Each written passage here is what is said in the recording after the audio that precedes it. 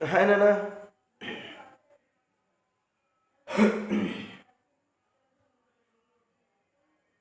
So, as we are learning applications of electrolysis, so now we will learn. Today we will learn the third application of electrolysis. So, industrially, this electrolysis is used, okay, in several purposes. So, one of the application of electrolysis in industry is electrometallurgy. What is electrometallurgy? Electrometallurgy is nothing but extraction of metals by electrolysis. Okay, the process of extraction of metals from their ores by electrolysis method. Okay, by electrolysis is said to be electrometallurgy. What is the meaning of extraction of ores? That means taking out extraction of metals, taking out of metal from their ore. See, in general, these metals, most of the metals, they do not occur in the free state. Metals occur in the combined state in the nature. Okay, metals occur in the combined state in the nature. Combined state means, for example, if you take sodium, so sodium metal as such we cannot get in the nature. So we get sodium either in the form of sodium chloride or in the form of sodium carbonate or else in the form of sodium oxide, etc. So these are all what? These are all what the the compounds of sodium. Sodium never exists in the nature as such. It exists in the nature in the form of combined state. Okay, so that means sodium is combined with some other elements. Got it? So now these are said to be compounds or else minerals of minerals of sodium. Minerals of sodium. Like this, every metal will occur in the nature in the form of minerals. Okay, got it. So, out of so many minerals, so if you want to get sodium, if you want to separate sodium from these minerals, so here sodium is present and chlorine is present. So I can separate this sodium from chlorine. I can separate sodium from carbonate. I can separate sodium from oxygen. I can separate sodium from sulfate. Okay, I can separate sodium from sulfate. So, out of several minerals of sodium, so which mineral can give or else can yield a good amount of sodium? So there are so many minerals of sodium. So not only this, there are so many plenty of minerals of sodium. So which mineral of sodium can I use to get good amount of sodium and also by spending little amount of money? Okay, for example, sodium chloride. So out of several minerals of sodium, so very few minerals of sodium only will give good amount of sodium. Okay, so the mineral, for example, sodium chloride. Let us assume sodium chloride is yielding good amount of sodium when compared to all other minerals of sodium. Now this particular mineral, as it is yielding large amount of sodium, so such minerals are said to be ores. So this is ore of sodium.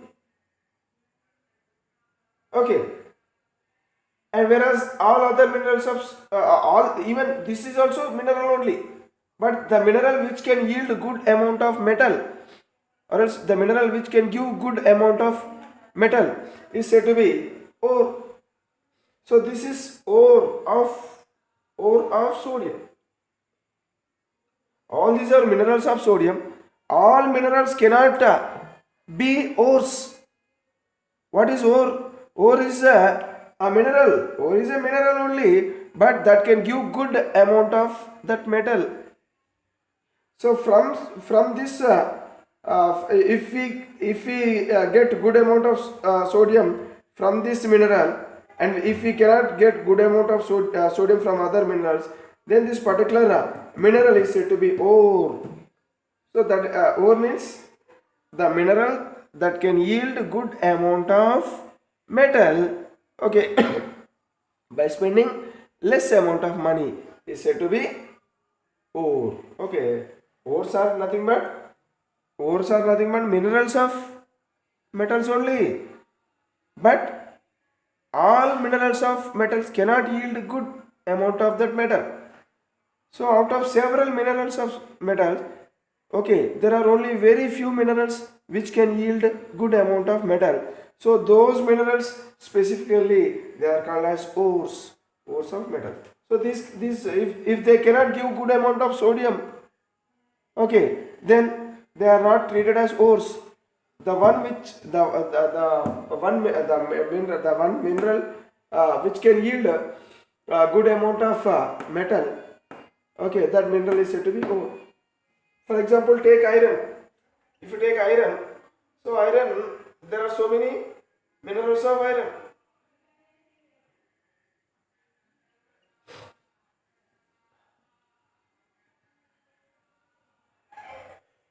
Etc. etc. So these are all called minerals of iron. These are all called minerals of iron. So I can get iron from all these substances, but if I want to get good amount of iron, so all these substances may not give good amount of iron. They may give some amount of iron, but not good amount of iron. So one particular mineral of iron can give good amount of iron. So this is called as hematite. So hematite can give good amount of iron, as it is, sorry, it is magnetite. As magnetite can give good amount of iron when compared to the other minerals of iron. So this particular magnetite is said to be ore of iron. Ore of iron. I cannot call other things as ores of iron because they cannot give good amount of iron from it. Okay, right. See, the question is, how can we get this iron from the ore? See here, for example, this is iron oxide. I have to separate this iron from the oxygen, or else I have to separate this iron from the sulfate. Okay, so here in this case, the iron will be in the form of iron ion, but not in the form of iron metal. So it does not contain iron metal directly. So it contains iron ions. Now these iron ions, they are made to reduce, and finally we get that iron ions are converted into iron metal. Okay, so this process is said to be reduction. So all these processes are involved. So many processes are involved from the in order to obtain a metal from its ore. Okay, all the processes, the process of extraction of metals from their ore by electrolysis is said to be electrometallurgy. So all the processes which involved, so here by the electrolysis, the process electrolysis is one of the process, so by which metal can be extracted from their ore. So all metals cannot be extracted by the method of electrolysis. Only very few metals can be extracted by the method of electrolysis. So what are those few metals which can be extracted by the method of electrolysis? We will learn. See, iron cannot be extracted by the method of electrolysis. The metals which are present at the top of the electrochemical series only can be obtained by the method of electrolysis. For example, already we know what is electrochemical series and how the different metals are arranged in the electrochemical series. If you see the electrochemical series, so potassium, calcium, okay, sodium, okay, magnesium, aluminum, zinc, iron, okay, lead, tin, hydrogen, this is taken as standard, copper, mercury, okay, silver, platinum, platinum, gold. Okay, so these are the very important and common metals we come across in our day-to-day life. So only those list of metals were given in the in this list. So this is electrochemical series. Okay, and even many more metals are also can be included into this one. But these are the most important metals. So now here the metals which are present the metals which are present up to aluminum can be obtained by the process of electrolysis. Can be obtained by the process of electrolysis. And the metals which are placed below aluminum from zinc onwards. So we cannot extract these metals from their ores by electrolysis method. So these metals, look here, from potassium to aluminum.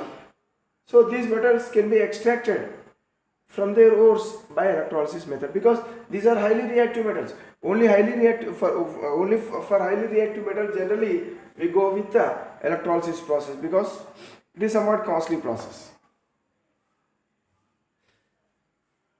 Okay, for example, if you take example, extraction of potassium, extraction of potassium, or else extraction of sodium, or else extraction of calcium, or else extraction of aluminum. So now we learn how can we extract these potassium, sodium, calcium and aluminum from their ores. Okay, for example, if you want to extract potassium, so how to extract potassium? See, because this potassium, it is highly reactive element, so here the process which we use to extract potassium from their ore is by electrolysis. So that method is known as electrometallurgy. So now let us learn the electrometallurgy of potassium. Electrometallurgy of potassium. In the electrometallurgy of potassium, so first what is the electrolyte?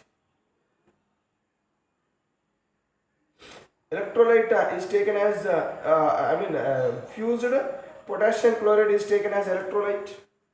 So we are discussing about the metallurgy, electrometallurgy of potassium. So here we use electrolyte, fused potassium chloride as electrolyte, and cathode. So cathode is made up of iron. Cathode is made up of iron. And anode is an inert electrode. Anode is made up of graphite. It's an inert electrode.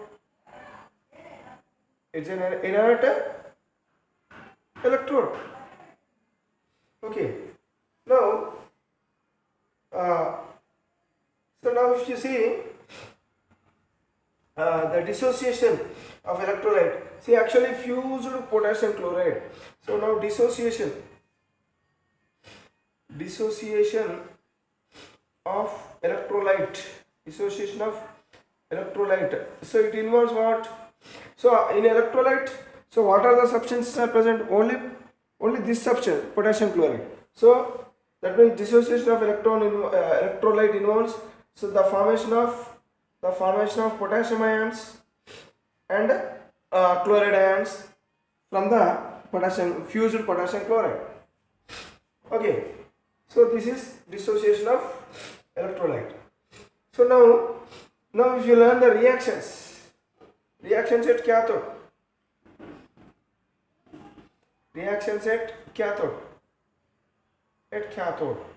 So actually cathode means it's a negative electrode. Cathode is always, it is a negative electrode. It always attracts the positive ions.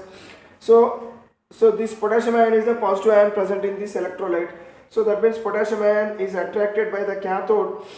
After potassium ion reaching the cathode, so because cathode is negative electrode, it is having rich it is rich in electrons. That means it is having large number of electrons.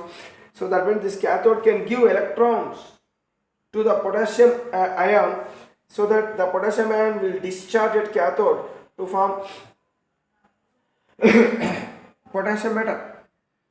Okay, suppose this is potassium, suppose this is cathode. This cathode is made up of iron. This cathode is made up of iron. So cathode means it is connected to negative terminal, that means smaller one, and positive terminal. So it is connected to positive terminal. It is connected to anode. This is cathode, and this is what? Anode. Okay, so now this is electrolytic cell in which the potassium chloride is the electrolyte taken.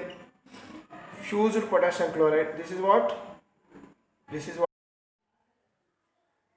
So here this is a fused potassium chloride. The electrolyte is fused potassium chloride.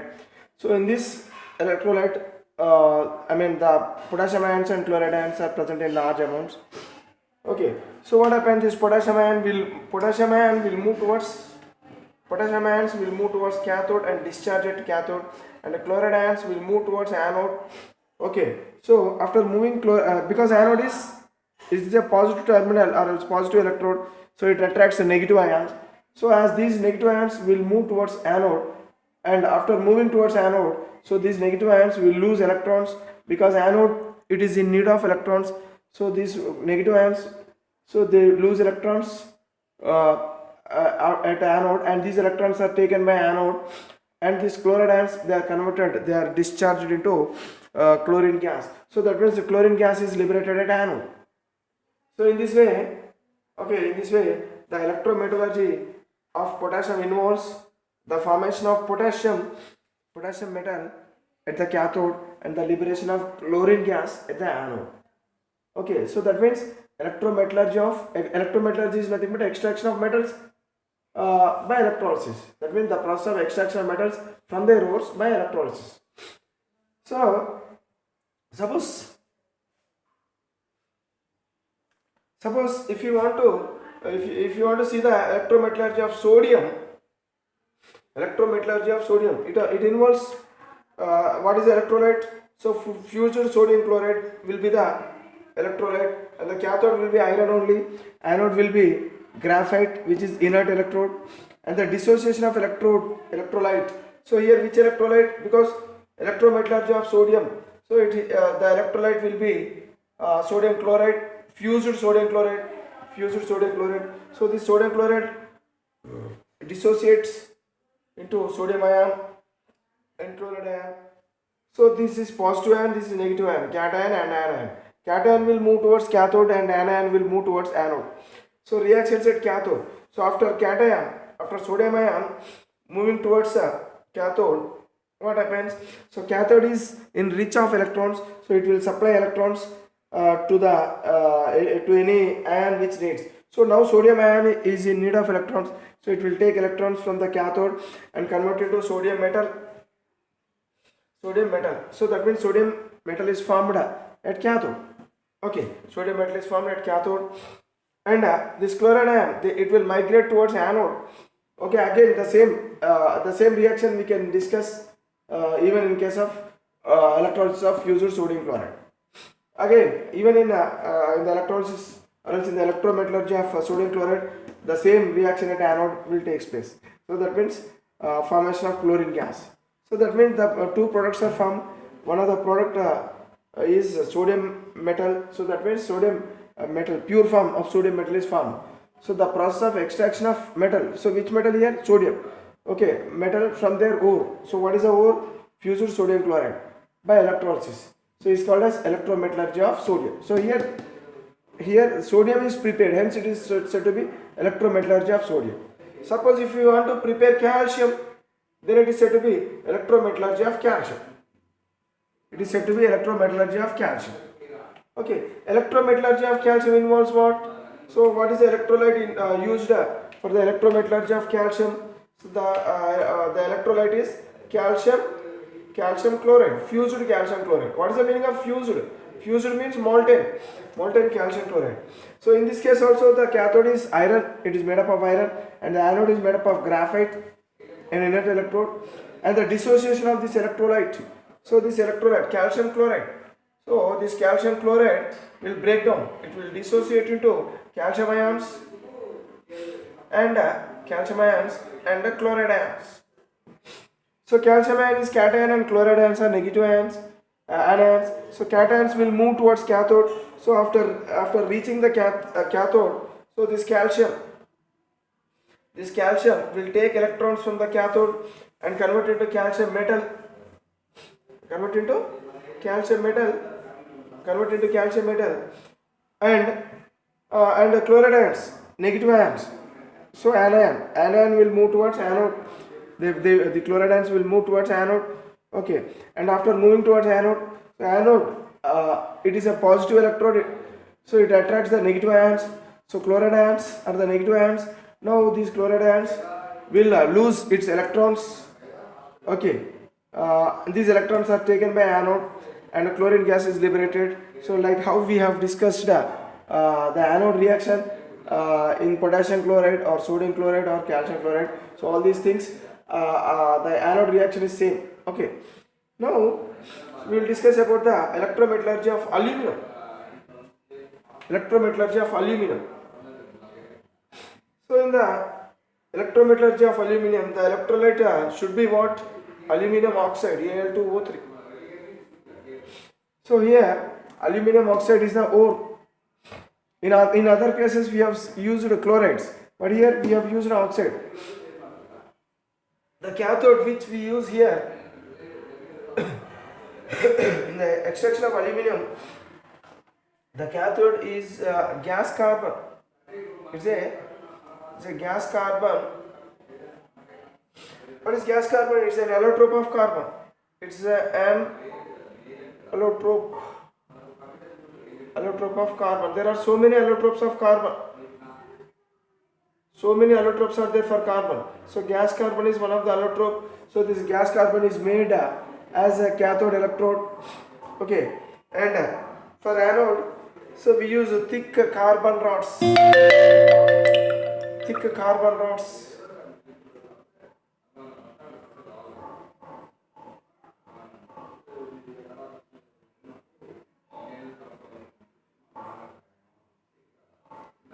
We use thick carbon rods. Okay. these are connected in parallel. So these thick carbon rods are connected in parallel.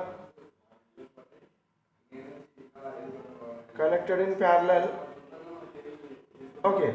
So here this experimental setup is not suitable for this extraction of aluminum.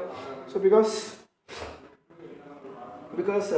anode, so it contains so many plates and these are connected in parallel to each other. So now the dissociation of electrolyte. So how the electrolyte is dissociated, how the electrolyte is broken down. See alumina, Al2O3, it is called as alumina. So it will break down into aluminum ions and oxide ions. So 2 aluminums and 3 oxide ions. So now these are cations and these are anions. So cations will move towards cathode and anions will move towards anode. So after moving towards the cathode, this aluminum ions, what do they do? So they take electrons from cathode because cathode is in rich of electrons. So what happens after moving towards cathode? So these aluminum ions will get discharged and convert into aluminum metal. So this aluminum metal, it is deposited at cathode. Okay, so that means aluminum metal is formed at cathode. So now if you discuss about the anode, so this is anion. So this anion will move towards anode. This anion, oxide ions will move towards anode, O-2. Okay, so after moving towards anode, this oxide ion, they lose electrons. Okay, they lose 2 electrons. Every oxide ion will lose 2 electrons to anode because anode needs electrons. Okay, so how many is here? Suppose 3, let us say 3 oxide ions will form what? So will form what? Oxygen. So if I take 6 here, so 3 O2 and 12 electrons will lose at anode. So in this way, so 6 oxide ions. Okay, so that means here at anode, oxygen gas is formed. Oxygen gas is formed at anode in the electrometallurgy of aluminum. So like this, the electrometallurgy involves the extraction of metals. Okay, it is nothing but the process of extraction of metals from their ores by electrolysis. So like this, we can discuss about the electrometallurgy. Okay, so electrometallurgy is one of the application of electrolysis. Here also, electrometallurgy also involves electrolysis method. Okay, right. Now, we will discuss about I mean here based on the position of metals, based on the position of the metals in the electrochemical series, there are several methods for the extraction. See, already we have seen. So the metals which are placed at the top, okay, these are said to be highly reactive metals. For the highly reactive metals, so the metal of preparation of metal, or else the method of extraction of metals is by electrolysis of their ore. But here the metals which are placed at the bottom, so that means below the highly reactive metals, so many metals are present. So these metals cannot be used. I mean these metals cannot be extracted by this method. So that means the metals which are placed at different places in the electrochemical series, they can be extracted by different methods. So we will discuss about those different methods where the metals can be extracted from their ores.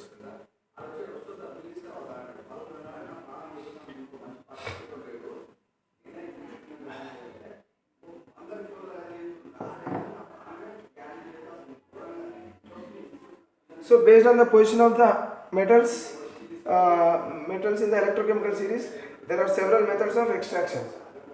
So generally in the nature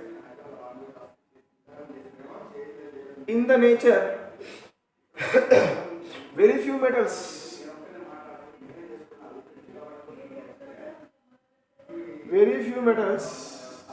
okay, very few metals occur in free state. Very few metals occur in free state. Free state means native state. Native state means, for example, take gold. Gold occurs in the form of gold only. Okay, for example, if you take sodium cannot occur in the form of sodium. So it occurs in the form of sodium chloride or sodium sulfate, etc. So combined state. Okay, but very few metals, they occur in the free state in the nature. But most of the other metals, they occur in combined state. Occur in combined state. Most of the other metals, they occur in combined state. Okay, combined state means those metals may occur in the form of oxides, metal oxides, maybe in the form of metal oxide, or else metal chlorides, or else metal hydroxides,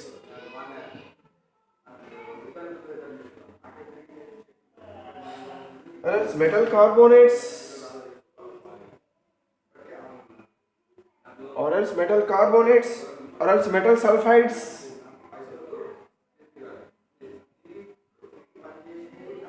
or metal sulfates,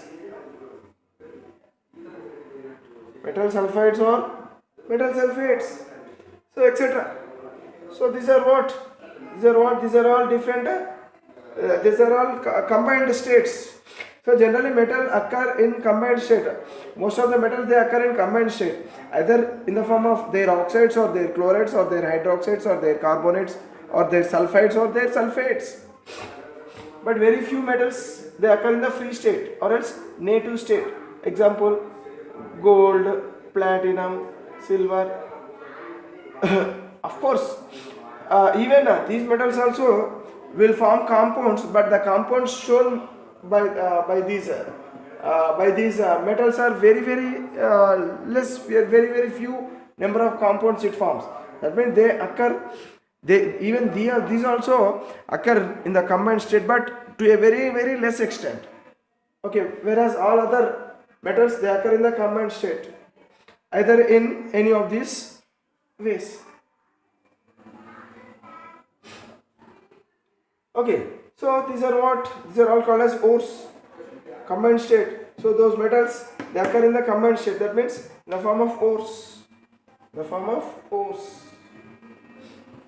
For example, we have seen iron oxide Fe2O3. It's an ore. So here iron it is occurring in the form of ore. So ores are concentrated. So what this process here actually in the extraction of the metals, the first ores contain what? Impurities are also present. So ore contains some impurities. In order to reduce the amount of impurities, so the process is called as concentration of ore.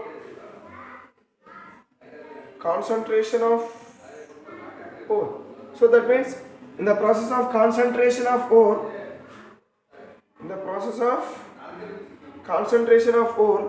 the amount of impurities are reduced to a large extent. Okay, that means ore is improved, ore is enriched. The percentage of ore will be increased, because when the impurities are removed, then the percentage of the ore will be enriched. So it is also called as enrichment of ore or concentration of ore, or else it is also called as ore benefaction. So most of the ores, if they are oxides, if the ores are oxides, then it is okay. If they are not oxides, if there are some other ores, all other ores they are converted into oxide ores. That means the ores are converted into oxide ores.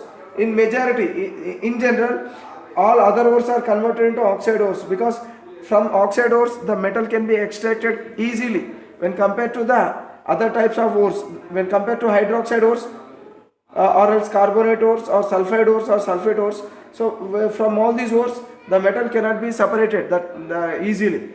So what we have to do, we have to convert these other ores, hydroxides or carbonates or sulfide or sulfate ores, into oxide ores. So that means converted into oxide ores. Very few ores may be converted into chloride ores also, but in general the other ores are converted into oxide ores. Okay, other ores are generally they are converted into oxide ores. Very few ores. So chloride ores, which other metal ores are converted into chloride ores. Chloride ores are the ores of sodium or potassium or calcium or calcium or magnesium. So these ores, these metals can be converted into chloride ores also, but in majority of cases all the other ores are converted into oxide ores. So first ores are concentrated. Concentration of ore takes place. So in this process impurities are removed to the large extent, and after removal of impurities, so that ore is converted into oxide ores. Majority of the ores are converted to oxide ores, but very few ores are converted to chloride ores. So which ores are converted into chloride ores we have seen now. Okay. Now after formation of oxide ores or chloride ores, so now the ores are reduced. Ores are reduced to metal. Ores are reduced to metal. Ores are reduced to metal. For example, if you take iron oxide, it's an ore of iron. So here what happened? So this iron, it is found in the form of Fe+3, and oxide is present in the form of O-2. So this iron, which is present in the form of Fe+3, it is converted into iron metal. The process of conversion of iron, positive ion into neutral atom, it involves what? Addition of electrons. Addition of electrons. Addition of electrons is nothing but a reduction process. So that means ores are reduced to metal. So this is Fe+2 means, so it is present where? It is present in this ore. So that means this ore is converted into iron. That means Fe+3, which is present in this ore, it is converted into iron. Okay, that means this ore, it is converted into iron means this ore is reduced to a metal. So generally ores are reduced to metals. Ores are reduced to metals. So this the reduction of ore to metal, it involves several processes. The reduction of ores to metal involves several processes, several methods. Okay, see, all types of ores cannot use same method. All types of ores cannot use same method. See, for example, the ores of highly reactive metals. Ores of highly reactive metals actually they involve electrolytic method.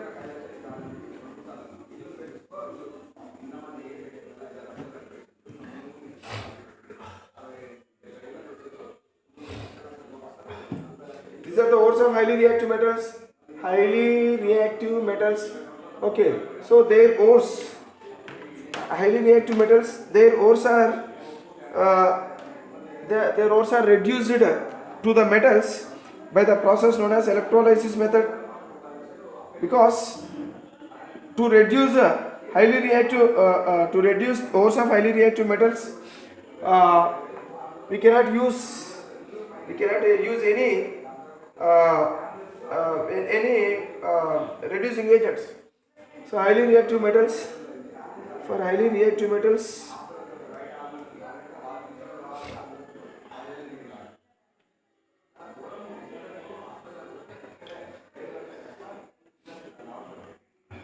so for highly reactive metals, what happens?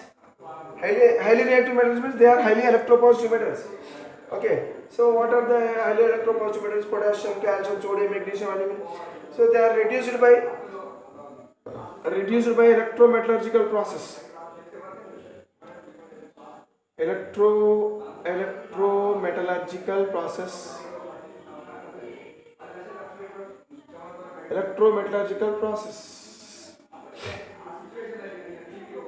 Because these metals they have high reduction potential. They have high reduction potential. As they have high reduction potential, what happens? See, the ionic bonds formed between chloride and potassium, so they are very strong. So in that case, in order to break the bonds, so generally reducing agents. What do the reducing agents do? Reducing agents generally they break the bond between the ionic ions. So here reducing agents like maybe carbon or carbon monoxide or hydrogen or etc. So there are some reducing agents in the nature. So what do? They are called as conventional reducing agents. Generally these reducing agents, they will break the bonds between the ions, okay, of the ore. Okay, and after breaking the ions of the ore, so these cations they are converted into metal. But here, as these are highly reactive metals, so as it is highly reactive metal, it forms a strong bond with chlorine. So in order to break this bond, so the reducing agent cannot supply sufficient amount of energy. Generally reducing agents, what do? They have sufficient energy to break the bond, but to break the bond between the highly reactive elements and the oxygen, so when a highly reactive elements are involved, highly reactive metals are involved, the bonds cannot be broken. So these reducing agents cannot provide sufficient energy to break the bonds. Okay, that means the metals have these metals, highly reactive metals, have a very high reduction potential. Okay, so ordinary reducing agents, these are ordinary reducing agents. Okay, they cannot supply sufficient energy to break the bonds. So that means, so reducing agent cannot be used for the reduction of this ore. So in that case, so there is no other alternative. So we will use only electrometallurgical process. But for the metals I mean these are moderately reactive metals. From zinc to copper, these are moderately reactive metals. So for moderately reactive metals, they can be reduced. So for example, zinc sulfide or also zinc oxide, okay, etc. So here between zinc and oxygen there is ionic bond. So this ionic bond can be broken by using conventional reducing agents, because these conventional reducing agents, they have energy necessary, they have enough energy to break the bonds between the moderately reactive metals and their oxides, or moderately reactive metals and their chlorides. Okay, so those ionic bonds can be broken easily, because here the metal involved is not highly reactive metal. So these are moderately reactive metals. These are moderately reactive metals. So when moderately reactive metals are present in the form of ores, ordinary conventional reducing agents like carbon monoxide, hydrogen, etc. can be used, okay, to break the bonds and okay, because these reducing agents can provide the sufficient energy to break the bonds. Okay, that means metals from zinc to copper in the electrochemical series can be reduced by conventional reducing agents such as carbon monoxide, hydrogen and carbon. Because conventional reducing agents, they provide sufficient energy to break the ionic bond between the metal and the oxide ions. So that means here we can so what method is involved? So for these metals, so moderately reactive metals from zinc to copper. So these moderately reactive metals, they have ionic bond. For example, here zinc. If you have seen already, zinc oxygen. So the ionic bond between the ions in the zinc oxide ore. So this can be broken easily. Okay, by using reducing agents, because these these moderately reactive metals are present in the ore. They can be reduced by conventional reducing agents, because conventional reducing agents like carbon monoxide, hydrogen, etc. they have sufficient energy to break the bonds. Okay, when the moderately reactive metals are involved in the ore. Okay, right. See now, here. So here these oxides. So instead of being in their combined state, they want to be in their native state only. So for that reason, the bond between this mercury and oxygen is very weak, so that the bond can be broken very easily. Okay, and so that finally the mercury metal can be extracted easily, and even silver metal also can be extracted easily. So that means the metals like silver, mercury, etc. Can be reduced from their ores very easily, because the ionic bonds formed by these metals are very weak. Okay. Next, if you speak about the metals like platinum and gold, these metals almost they occur in the free state in the nature, because they are very very very least reactive. And now if you come to metals like mercury and silver, so these are very very least reactive metals. They are placed at the bottom of the electrochemical series. Okay, see these metals, they can be reduced very easily from their ores. These metals can be obtained very easily from their ores. For example, mercury oxide or also silver oxide. So from simply upon simply heating also, what happens? The bond between the mercury and silver will break down mercury and oxygen will break down easily, and the bond between silver and oxygen can be break down easily, because the bonds are so weak. The ionic bonds between the mercury and oxygen, or silver and oxygen, So etc. are very almost the compounds formed from lead, this platinum and gold are almost negligible. So very least number of compounds are formed from platinum and gold. So in this way, because this platinum and gold occur because of their very least reactivity, they occur in the nature in the free state. Okay, right. We will discuss about the other topics in the next video.